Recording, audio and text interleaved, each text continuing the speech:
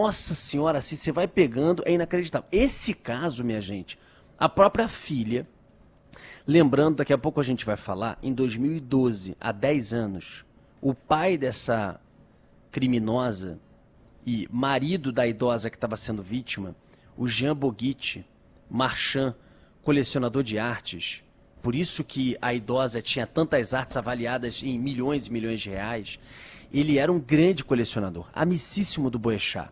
Boechat vivo à época, eu lembrei, aliás, eu ontem não lembrei disso, eu não me toquei, eu não liguei o sobrenome da idosa ao Jean Boguiche.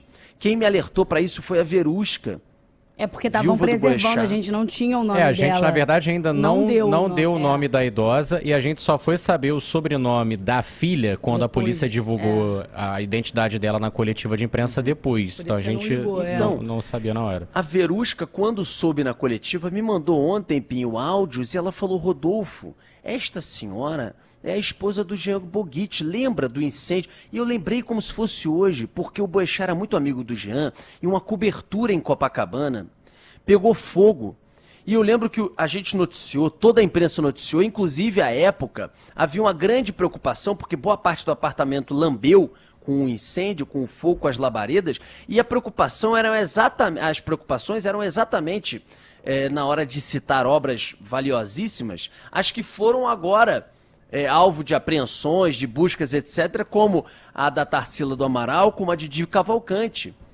E, à época, esse incêndio, com grande preocupação, e houve perdas de documentos e também de algumas obras, o Jean tinha um valor monumental dentro do apartamento. Depois, com a morte dele, a idosa, com todo esse acervo, com toda essa fortuna, com essas obras de arte, fica com a filha. Essa sujeita que se junta com a vidente, não sei se antes, depois, se o plano vem antes e se juntam depois na união estável, ou se não, ou se juntam e passam a pensar nisso, ela passa a orquestrar com videntes e com a família de videntes esse plano maquiavélico que começa com a invenção de uma doença para ir tomando milhões, e aí foram 4, 5 milhões. Depois disso, os videntes passam a ir ao apartamento da idosa e inventando que alguns objetos lá dentro estavam levando quase que uma coisa diabólica para dentro do apartamento e para a doença da filha, uma mentira, a filha não estava doente, era invenção e algo combinado com os videntes. Passam a tirar de lá relógios e joias tomando da idosa, inclusive relógio Rolex, até que a idosa, depois de um tempo sendo extorquida por eles ou sendo manipulada por eles, ela começa a perceber e começa a se negar a fazer novas transferências e deixar novas retiradas. E aí ela passa a viver 1 ano e 4 meses, até abril do ano passado, num cárcere privado, com a filha chegando a botar faca no pescoço dela. A filha chegou a botar faca no pescoço dela, ameaçar, deixar ela sem comida. Um milagre ela não ter morrido.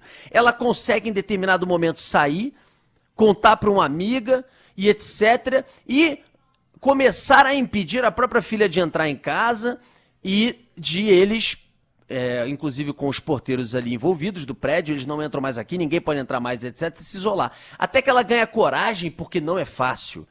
Você se imagine na situação de uma mãe, ainda mais fragilizada, sozinha, já viúva, etc., ter que ir numa delegacia denunciar a tua própria filha, num outro conluio. E ela ganha coragem, procura a delegacia, procura a polícia, que vai atrás, passa a fazer a investigação e que quando vai atrás dessa quadrilha, inclusive com a prisão da filha ontem, e alguns estão foragidos, não acha todas as telas que já haviam sido levadas e roubadas. Acharam a da Tarsila do Amaral, Sol Poente, acharam acho que a de Di Cavalcante, mas algumas outras não, que já haviam sido vendidas por ela para colecionador no Brasil e até mesmo já estavam na Argentina. Só que como os caras compraram parece que da maneira correta, está sendo apurado, mas parece que compraram da maneira correta. Por quê?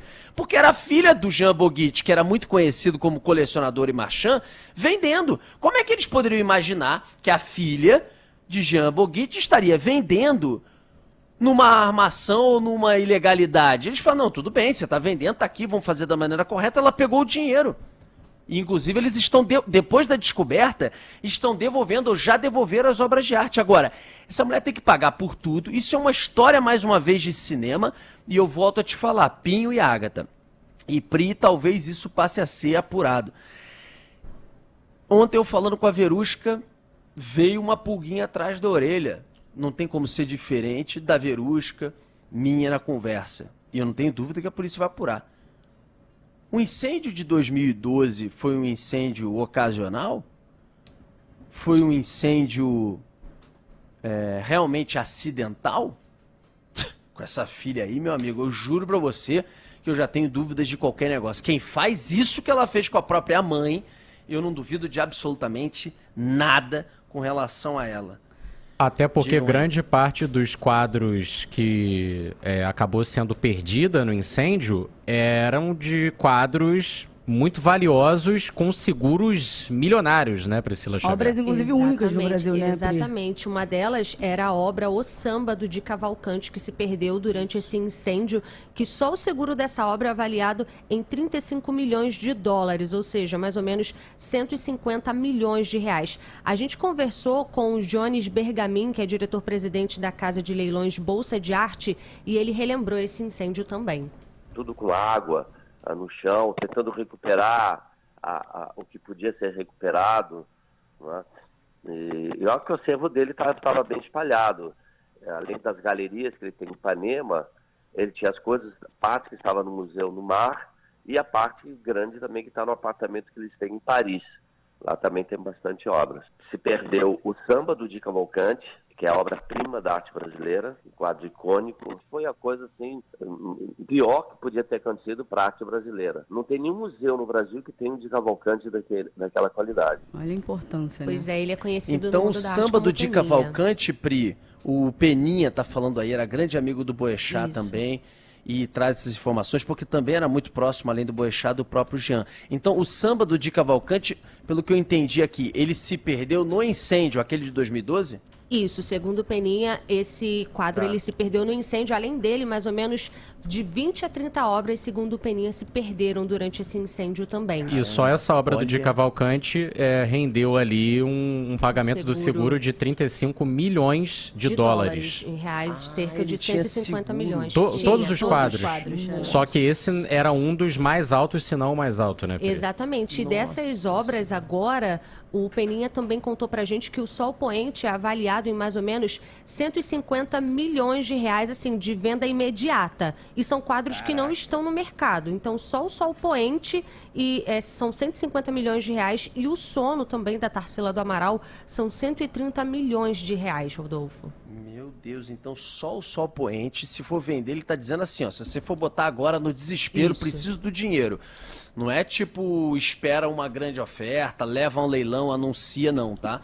150 milhões de reais. Por isso que a polícia está estimando, o Peninha não sabe exatamente, ele até acha, né, Pinho, que é menos do que isso, mas talvez a polícia esteja colocando do tal dos 720 milhões...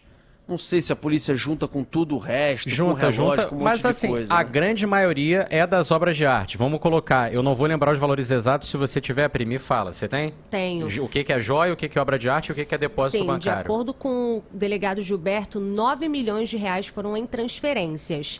Depois ele diz que, segundo a vítima, ela teve muitas joias subtraídas, além de 3 relógios Rolex. Então, Rolex, no caso, na avaliação dela seriam mais 6 milhões de reais.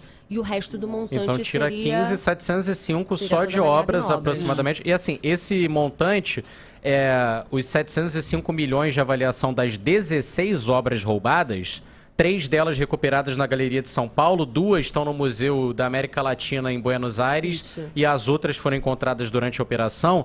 Essa avaliação de 705 milhões é da própria vítima e alguns galeristas foram consultados também pela Polícia Civil. Só que aí é o que vocês estavam explicando, Priscila e Rodolfo, a avaliação do Peninha é essa. Para mostrar, é um quadro tão valioso que colocou de bate-pronto à venda já são 150 milhões. Só que, por exemplo, a polícia diz que nesse exemplo de ir a um leilão pode render até, sei lá, 250 milhões o Sol Poente.